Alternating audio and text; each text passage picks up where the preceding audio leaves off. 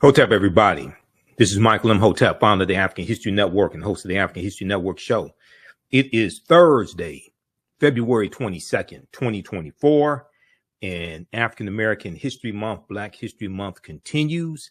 And I've been getting questions on my social media platforms about my new 10-week online course that I teach on the weekend, usually on Saturdays, Ancient Kemet, the Moors, and the Maafa, Understanding the Transatlantic Slave Trade, what they didn't teach you in school. So I'm going to do a preview of that class, go over some of the slides in the class, deal with some of the content, and show you the extensive class outline, class lesson plan that I've put together. Okay, so the lesson plan is already done for all 10 classes, and we did an introduction back on February 3rd. And the class started February 10th. So our next class will be Sunday, special day, Sunday, February 25th, 2024. All right.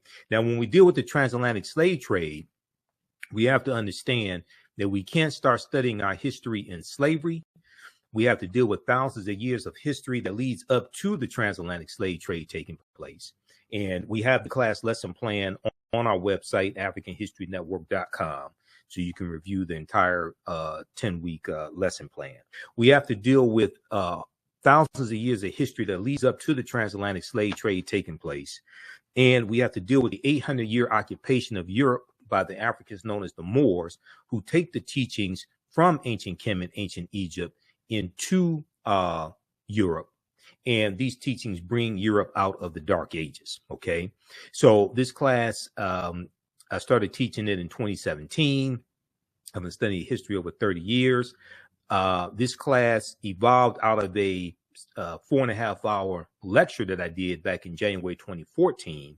And in this 10-week online course, there are over 200 slides that I show you in the class that I put together. We look at 80 to 100 articles. There are 15 books that we reference. You don't have to buy any of these books to follow along in class. The video clips that I show you as well, interviews that I've done with many of our scholars, like Professor James Small, Professor Kabahaya Watakamene, Runoko Rashidi, etc. Dr. David Imhotep also. Okay, so this is a fantastic class. You can register for this class at our website, AfricanHistoryNetwork.com, AfricanHistoryNetwork.com. Class is on sale right now, $80. We do the sessions live. All the sessions are archived and recorded. You can go back and watch it anytime. And in class session number 2, we looked at some history dealing with African American History Month. We know February is Black History Month, African American History Month, created by Dr. Carter G. Woodson in February 1976. February 1926. It started February 7th, 1926. We know Dr. Carter G. Woodson was the co-founder of the Association for the Study of Negro Life and History, which is now the Association for the Study of African American Life and History, ASALH. We know he was a prolific writer. He wrote numerous books. His most popular book, The Miseducation of the Negro, in 1933. And I also talked about this year's annual theme for African American History Month, which is African Americans and the arts. African Americans and the arts. Okay, so we talked about that as well. And there's been an annual theme for African American History Month since 1928. Since 1928. So we went over this type of information in class number 2 also. All right.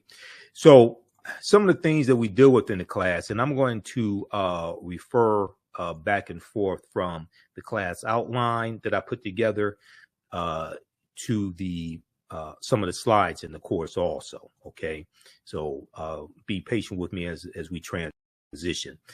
With the origins of Black History Month and Dr. Carter G. Woodson, we talked about Dink Nesh, which means you are amazing in Amharic, and this was Australopithecus afarensis, These remains at the time that they were found in Ethiopia in 1974 were the oldest remains of any human. This was a pre-human. Let's look at it as a pre-human. Australopithecus afarensis. Her remains date back 3.2 million years. There's a global timeline of history that we use in the class also that comes from blackpast.org. So they have a good timeline of history. We talked about the Berlin Conference of 1884 and 1885, where these European nations come together to divide Africa, to continue to rape Africa of the mineral wealth, and so they can stop fighting and killing each other over the mineral wealth of Africa. So we deal with some of that history. I talked about a little bit of the history of Juneteenth. June 19th, 1865, Major General Gordon Granger goes into Galveston, Texas. And there was a good article from the New York Times that dealt with how most Americans don't understand the history of Juneteenth. Now, this article came out in it was about June of 2021 when this article came out. But one of the things that people don't seem to understand, and this is why one of the reasons why it's so hard for us to get any type of reparative justice, any type of reparations, okay, any substantial type of reparations, is because Americans are very ignorant of history, okay? Americans are very ignorant of history, regardless of race or ethnicity. So there was this good article from the New York Times. Most Americans know little or nothing about Juneteenth, poll finds, and it found that 60% of Americans knew little or nothing about Juneteenth. And I would argue that most of what they think they know is false, because Juneteenth was not the last day of slavery, okay? Because June 19th, 1865, when Major General Gordon Granger delivered General Order Number 3 in Galveston, Texas, and then he and his troops of almost 2,000 Union Negro soldiers go all throughout Texas to bring Texas back into the Union, okay, because Texas had seceded from the Union. Well, the 13th Amendment is what legally frees the slaves and what legally ends chattel slavery in this country. The 13th Amendment was not ratified until December 6, 1865, when Georgia ratified the 13th Amendment. Okay.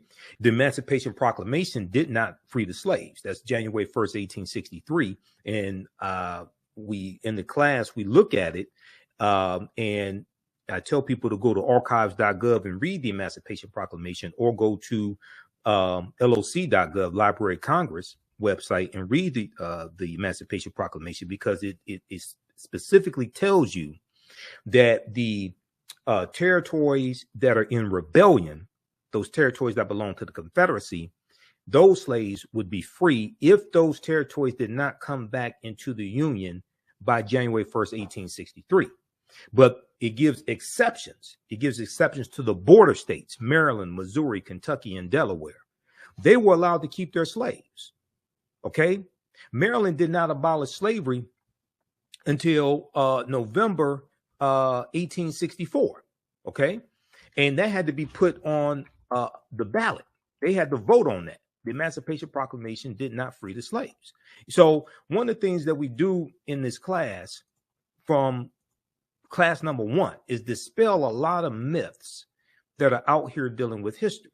Okay. If you read, this is an article that we look at in the class. The not quite free state, Maryland dragged its feet on emancipation during the Civil War. Now, this is from Washington Post, September 13th, 2013. Interestingly enough, September 13th is the day before September 14th, 1814, when Francis Scott Key wrote The Defense of Fort McHenry, which was a poem that became known as the Star Spangled Banner. And you see the video that I did dealing with the Black National Anthem and the Star Spangled Banner, how Francis Scott Key was a white supremacist slave owner who thought that African people were mentally inferior, and how the Star Spangled Banner the whole song is a white supremacist song, not just the third stanza. Okay. But the vote was, the final vote was 30,174 in favor of freeing the slaves to 29,799 against. November 1st, 1864, Maryland slaves were declared free only a few months before Congress would approve the 13th Amendment abolishing slavery. Now, this is almost 2 years after the Emancipation Proclamation. So there's a lot of this history in mainstream media that I hear being repeated during Juneteenth, all this stuff that's just false. Now, Juneteenth is very important. It's very important that Juneteenth became a federal holiday. One, that's the only federal holiday that acknowledges slavery. Okay. You do have Emancipation Day, which is April 16th. Okay. But that's recognized not as much. That's largely celebrated in Washington, D.C. Why is April 16th significant? April 16th, 1862, that's when the Compensated Emancipation Act of 1862 was signed into law by President Abraham Lincoln. It passed Congress, passed the House, passed the Senate. It was a bill sponsored by an abolitionist, Senator Henry L. Tyler, out of Massachusetts. But this bill abolishes slavery in the District of Columbia, and slaveholders in the District of Columbia were paid reparations of up to $300 for each slave that they own. Okay. And as Tremaine Lee on MSNBC talked about Thursday, February 22nd, 2024 on Alex Wagner's show, and he has a podcast dealing with reparations on MSNBC, MSNBC's website, and dealing with podcasts. You had a few, maybe 5 or 6 African Americans who owned slaves because they bought family members out of slavery in the District of Columbia, and they collected on reparations also. Now, the slaves were never, those slaves that were freed were not given reparations. Read this article here from the, this is from Senate.gov. The Zen Education Project has one, but the one from Senate.gov has more information. Okay. Senate.gov is the official website of the U.S. Senate. Landmark legislation, the District of Columbia Compensated Emancipation Act. So I hear people misstate what happened. And I hear people say, I've been on panel discussions, and, you know, I've been on, you see me on Roland Martin Unfiltered on Fridays. I've been on, it's been over 3 years. I started October 20th, 2020, and been on almost every Friday since then. I hear people say, oh, slave owners were given reparations during slavery here in the U.S. The slaves weren't given anything. Okay. This only applied to the District of Columbia. This is why we have to do more research. And this is why a lot of this stuff floating out here dealing with reparations, don't take this the wrong way. A lot of this stuff, Senator Henry L. Wilson, I should say, Senator Henry Wilson, a lot of this stuff is not going to go anywhere.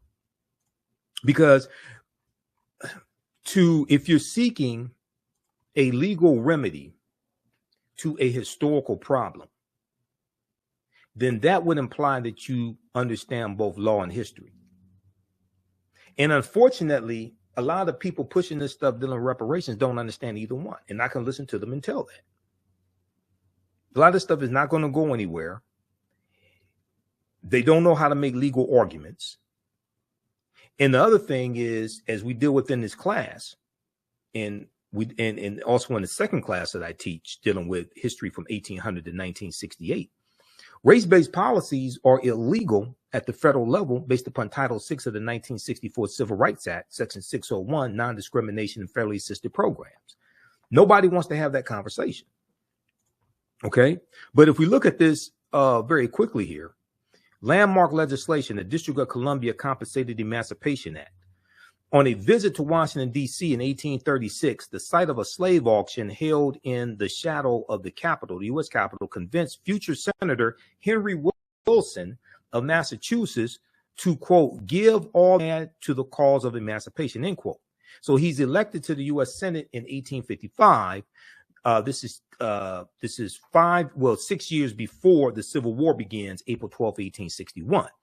Senator Henry L. Wilson became a leading voice for the abolition of slavery during the U.S. Civil War. Okay, so make a long story short, the bill passes the House, passes the Senate. Okay, and then President Abraham Lincoln signs it into law April 16th, 1862. The bill freed enslaved people in the District of Columbia and compensated slave owners up to $300 for each person, that they own that was being set free.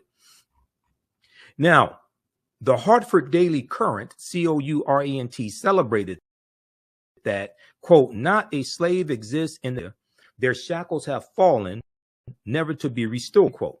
In the months following the enactment of the law, commissioners approved more than 930 petitions granting freedom to 2,989 formerly enslaved people. DC Emancipation Day has been celebrated in the District of Columbia since 1862. Just 5 months later, September 1862, we know that was the preliminary Emancipation Proclamation, September 22nd, 1862.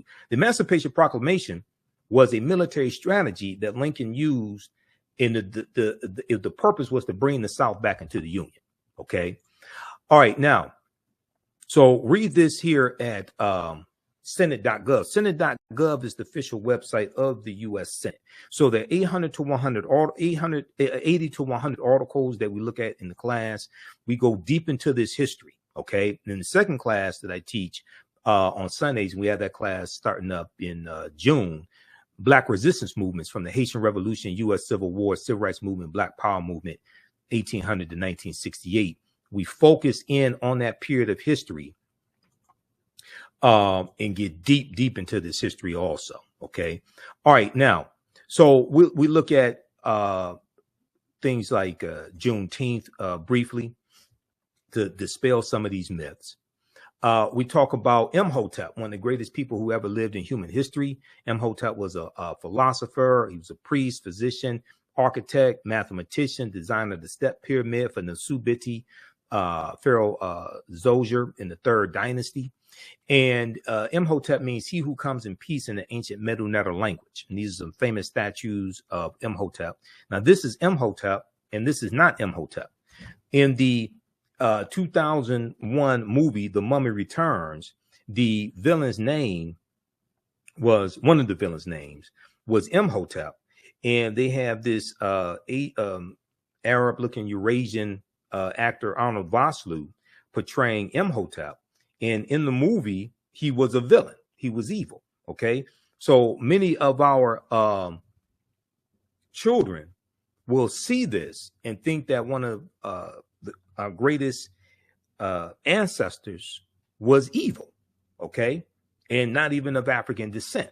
This is a theft of the history, more cultural appropriation, a theft of the history.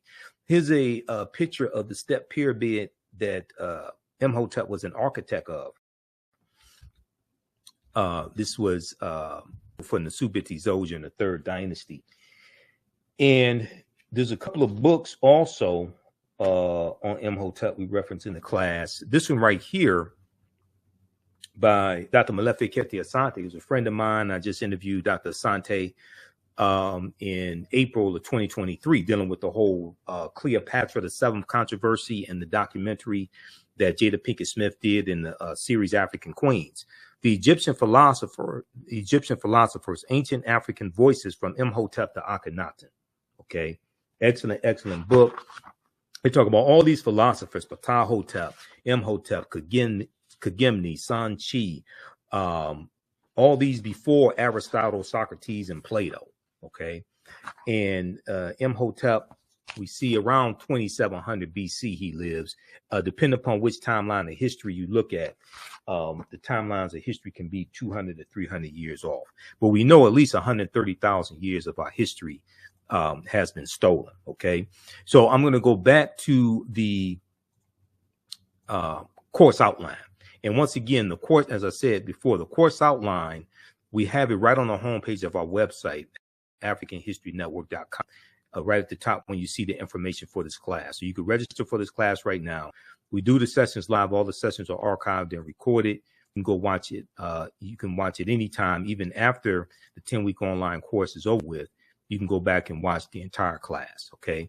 So, as soon as you register, you can watch the 2 previous classes and get caught up and join us Sunday, February 25th, 2 p.m. Eastern Standard Time. We go through and look at the different dating systems of BC and AD popularized by an English monk named the Venerable Bede.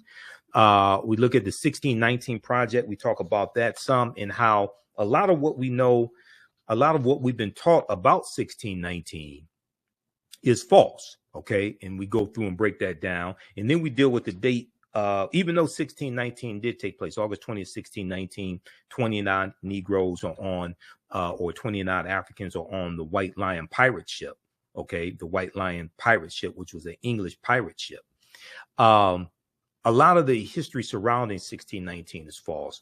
And when we look at the work from Dr. David Imhotep, who wrote the book, The First Americans Were Africans, Documented Evidence, and who was a friend of mine as well. We know he passed away in 2023. We see that African people have been in the land we call the United States of America going back at least 51,700 years. All right. Now, in 1619, codified slave laws didn't even exist in any of the 13 colonies. Codified slave laws. The first colony to have codified slave laws is going to be Massachusetts in 1641. Comes to Virginia around 1660. It hits the different colonies at different times. The mistake that is made when we retell this history is we think this whole system of slavery existed in all the 13 colonies as soon as those Africans got off the ship. That's not the case at all. And if you read chapter 2 of Before the Mayflower by Lerone Bennett Jr., this is the 6th edition, he lays out a lot of that history. And we see the way we think this history evolved is not actually how it happened. Okay. And that's why you have to study Bacon's Rebellion in 1675, 1676. But this is a historical marker here at in Point Comfort in Virginia. And there's a good article called Much of What We've Been Told About Virginia 1619 First Africans is Wrong. 1526 doesn't get talked about enough. And you had the Spanish who were trying to set up a permanent settlement here in the Georgia, South Carolina area. And they take 100 African slaves into that area in 1526. Those Africans are going to have a revolt and disappear. It's believed they went to go live with Native Americans. But this is 93 years before Jamestown, Virginia. How is it fixed? 1526 doesn't get talked about. But like I said, African people were here for tens of thousands of years before slavery existed, and we were here for thousands of years before the people who we call Native Americans came into existence. If you read The First Americans Were Africans, Documented Evidence by Dr. David Imhotep, and his new book came out in late 2021, The First Americans Were Africans, Revised and Expanded. On page 14 of his first book, he lays out evidence from an archaeological discovery in 2004 by Dr. Albert Goodyear in Allendale County, South Carolina, that shows an African presence dating back at least 51,700 years ago. And they look at 13 pieces of evidence, 13 different types of evidence. They found artifacts, architecture, campsites, carvings, Egyptian writings, footprints in lava, genetic M174D haploid groups dealing with DNA and genetics, linguistics, paintings, skulls, skeletons, structures, and tools. They found 13 different types of evidence, categories of evidence that thoroughly documents an African presence dating back at least 51,700 years ago. Now, this is before Native Americans came into existence. Now, this is not to take anything away from Native American history, but we all know that African people were the first people on the face of the earth. One of the things we look at in the class are archaeological discoveries. And there was an archaeological discovery coming out of Morocco in June of 2017 that shows how they found Homo sapiens. They found remains of Homo sapiens that date back 300,000 to 350,000 years ago And this was found in Morocco. These are over 100,000 years older than the earliest remains that they had found of Homo sapiens sapiens, or modern man, Homo sapiens, that date back 195,000 years ago in Ethiopia. So the deeper they dig, the blacker the planet gets, the more research they do, the older we get. So when these different archaeological discoveries come out, they have to keep pushing the timelines back. You know, Juvenile had the song Back That Thing Up. When these archaeological discoveries come out, they keep having to back that thing up. They keep having to back the timelines up. And when you study a lot of these discoveries, the scientists are saying that now they have to rethink everything. These archaeological discoveries are pushing the timelines back. And they're saying they have to rethink everything. So we've been led to believe that African people were the first people on Earth, but they went all around the world, but did not come to North America. That's a lie. That's a lie. And once we wrap our minds around the concept, and I'm going to go back to the cover of Dr. David Imhotep's book, because this is one of the problems I have when we celebrate African American History Month and don't understand history.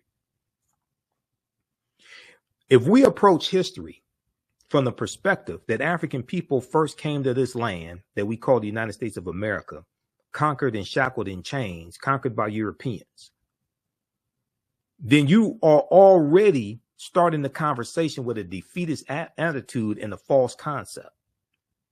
No, this was our land stolen from us. This was our land stolen from us. Once we wrap our minds around the concept, because the research has already been done, and you have European archaeologists like Dr. Albert Goodyear who tell the truth. Once we wrap our minds around the concept that this was our land stolen from us, and we did not first come to this land conquered and shackled in chains, you would have a seismic shift overnight in the conscious level of African people in America. Now, this is not saying the transatlantic slave trade did not happen, because you got some people out here that don't study history, don't study chronology of history, and say, well, because Africans were already here, that means transatlantic slave trade did not happen. That's false. All that stuff happened. We were just here tens of thousands of years before we were told that we came here. Okay? And one of the things we do in the class, we look at where Christopher Columbus goes on his voyages, and Columbus never came to the land that we call the United States of America. That's another lie that's told. Columbus is crucial to understanding the expansion of the transatlantic slave trade, especially after Columbus dies in 1506, and then you have the Asiento de Negros, August 1518, signed into law by King Charles V, also known as King Charles I, which drastically of Spain, which drastically expands the transatlantic slave trade. That's also as a result of Christopher Columbus and Bartholomew de las Casas, Right Reverend Bishop Bartholomew de las Casas, traveling on the voyages, some of those voyages with Columbus, seeing the atrocities inflicted on Native Americans. And de las Casas goes to the Pope and says that they need to stop enslaving Native Americans and focus on saving the souls of Native Americans. And they needed to enslave primarily African people, secondarily white people. And this is what's going to happen. Now, he's going to quickly reverse course and regret that and fight for the abolition of slavery, but it's too late then. This thing is exploding, and the Spanish were the second ones involved in the transatlantic slave trade. Now, keep in mind, Columbus sails August 3rd, 1492, late in the same year that the African Moors lose control of their last stronghold, Granada, January 2nd, 1492. Okay, the Spanish Granada Wars. But when we look at the Khoisan have the oldest DNA on the planet. The Khoisan are the short-statured Africans that go all around the world. Okay, and they were here in the land we call the United States of America. Now, an October 2012 genetic study published in Science magazine found that the Khoisan in Southern Africa are the oldest ethnic group of modern humans, with their ancestral line originating about 100,000 years ago. The Khoisan, formerly called by the derogatory term Bushmen, are also called pygmies, another derogatory term, are genetically unique, and no other currently known population had separated so early from our common modern human ancestor, according to the report. Now, these are two Khoisan women right here, okay? And short-statured Africans, the ancestors to the Ainu and the Twa. Now, the Khoisan live mainly in southern Africa, territory spanning Botswana, Namibia, Angola, Zambia, Zimbabwe, and South Africa. They are largely divided into two groups, hunters and gatherers, or gatherers, known as the Sans people, and keepers of the livestock, known as the Khoisan people. Now, Sara Baartman, Sara Baartman, Hottentot Venus, who was the Nicki Minaj, the Cardi B, the Megan Thee Stallion of her time, because she was paraded around Europe and shown off in freak shows as a freak of nature. She had huge buttocks. Okay. She suffered from steatopygia, which is fatty deposits around the buttocks and thighs. She was a Khoisan woman. She had large breasts, and she is going to die. It's believed of suicide around 26 years old. And it's also believed that she became a prostitute as well. Okay. So you go study, and I actually did a video dealing with the history of Sara Baartman, who was Khoisan, who was Khoisan. You see striking parallels between her and Megan Thee Stallion, Cardi B, Nicki Minaj, Ruby Rose, Sexy Red, Sukihana, except she was sold into slavery, doing it unwillingly. Today, we've been convinced to dehumanize ourselves for money, and we do it willingly. Let that sink in. Now, the Khoisan languages include the distinctive click sounds, the click language, that are not found in the languages of their neighbors. There's a good article from AtlantaBlackStar.com called 5 Ethnic Groups That Prove the First Humans Were Black. 5 ethnic groups that prove the first humans were black. Okay, so we go through and look at this history, look at archaeological discoveries, all different types of things like this, and provide you with the evidence. Okay, and if we go back here to the course outline, and like I said, I've been teaching this class since 2017, and the course has evolved immensely since 2017. Okay, and here, this is the first time that I've taught the class when I have the whole course outline completed up front and published as well. Okay, so you all can check this out at our website, AfricanHistoryNetwork.com. You can register for this online class right now. The content is PG-13. You can use this information with your children also. Okay.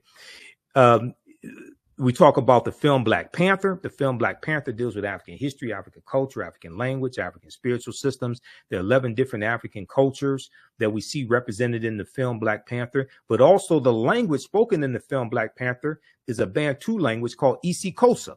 Okay, isiXhosa is a real African language. So we deal with that. And then we talk about the skit from the Richard Pryor show, 1977, where Richard Pryor is a Egyptologist. 1909, there's 1909 in Egypt, and this deals with why the history and culture, or why all this was stolen. He comes across the book of Coming Forth by Day, or what they call the book of life in the skit. So we talk about Bantu languages as well, like Kwanzaa is a Bantu language, and there's also a piece that deals with Black Panther Wakanda Forever is rich in mythology. And it talks about the real life African and indigenous inspirations behind what we see in the film Black Panther. Okay. One of the things I deal with early in the class is the term African American. And we go through early on to dispel a lot of this misinformation that's floating around out here. A lot of people, and I don't know where this lie started, but a lot of people are under the misinformation, under the misimpression or misinformation that the term African American was created by the Reverend Jesse Jackson. That's blatantly false. Now we know Reverend Jesse Jackson, as well as other African American scholars, reintroduced the term African American in the late 1980s, right around 1988, 1989. Okay. But as I posted on Facebook, and I posted it again today, this is an excerpt from the book Malcolm X Speaks.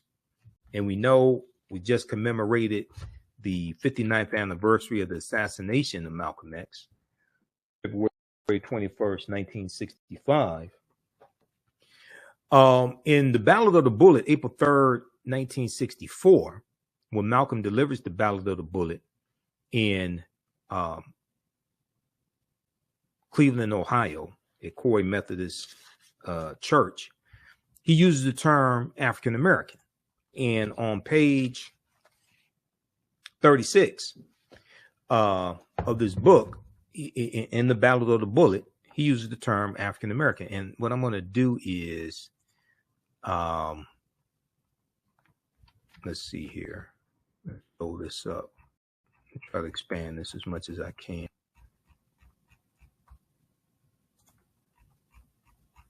Let's look at this here. So here's the post. I also posted this on our fan page, the African History Network as well.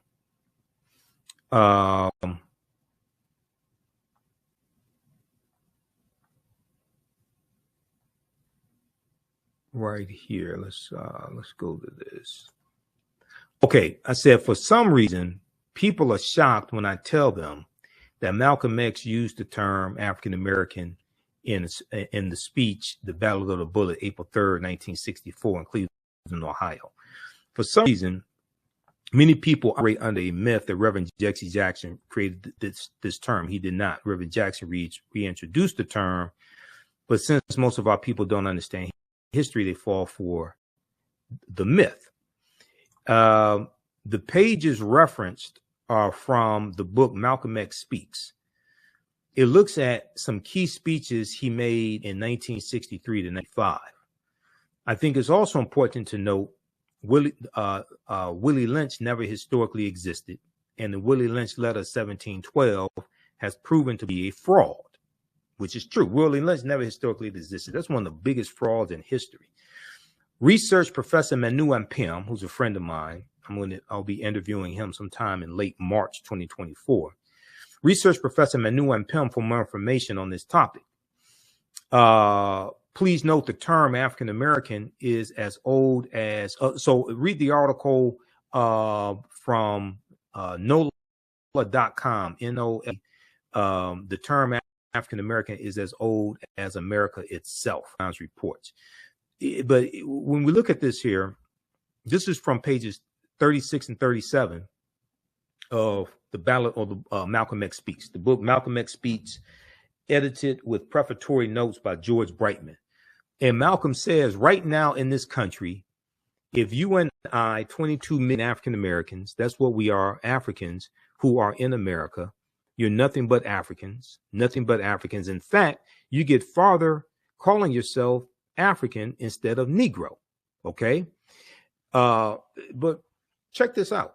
Now, also at blackpast.org, and blackpast.org has thousands of pages, about 6,000 pages of articles dealing with African history and African American history. They have the transcript of the Ballad of the Bullet speech, and let me see which date is this, because Malcolm gave that speech a few times. He delivered it April 12th, 1964 in Detroit, Michigan at King Solomon Baptist Church.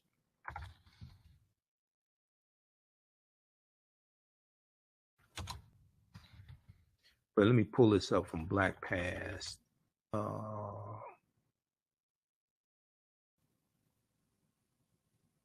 Because I was just looking at it a couple of days ago.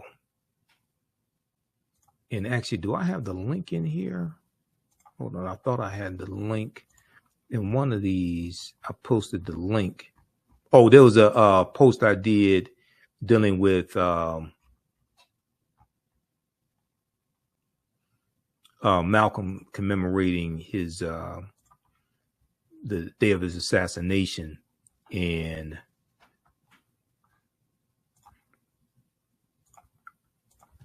I have the link to the Ballad of the Bullet there. But let me pull this up right quick for you.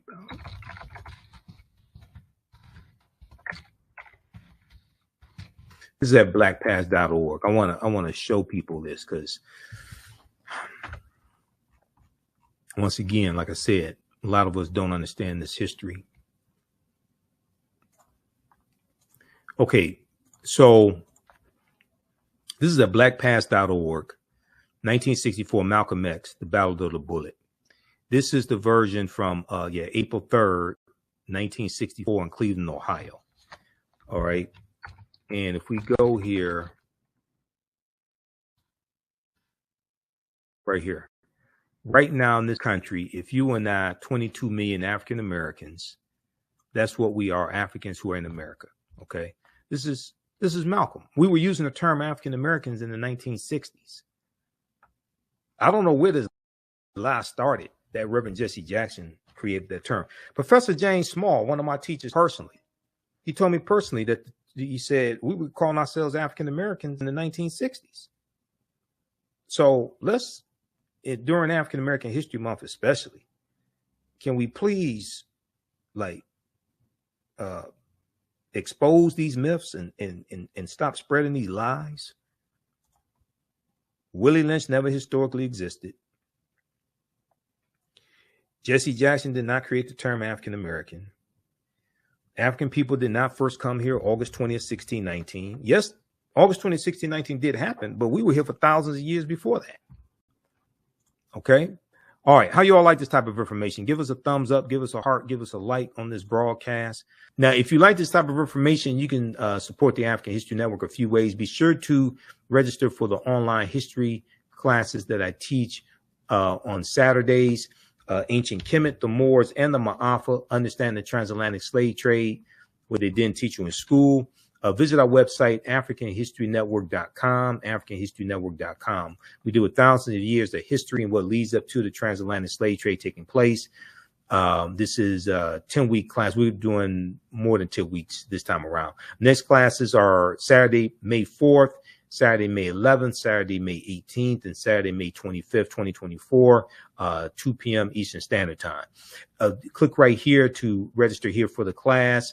The class is on sale $60, regularly $130.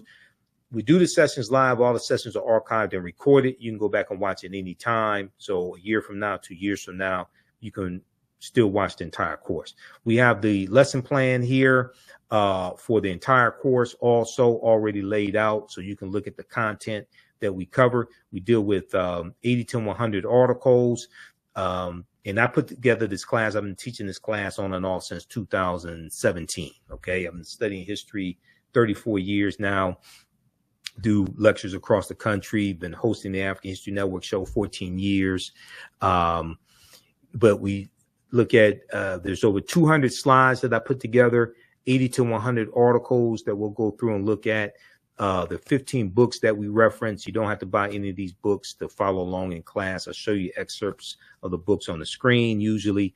And we'll look at video clips of interviews I've done with historians like Professor James Small, Professor Kabahai Wapakamane, Anthony Browder, who wrote Nile Valley Contributions to Civilization, which is one of the books we use in the class, Runoko Rashidi, who wrote Black Star, The African Presence in Early Europe, which is another book that we use in the class. Okay, so you can register for this. This content is PG-13. You can use this information with your children as well. Visit our website, AfricanHistoryNetwork.com. AfricanHistoryNetwork.com. Okay, and we'll post the link here. The link's in the thread of this broadcast.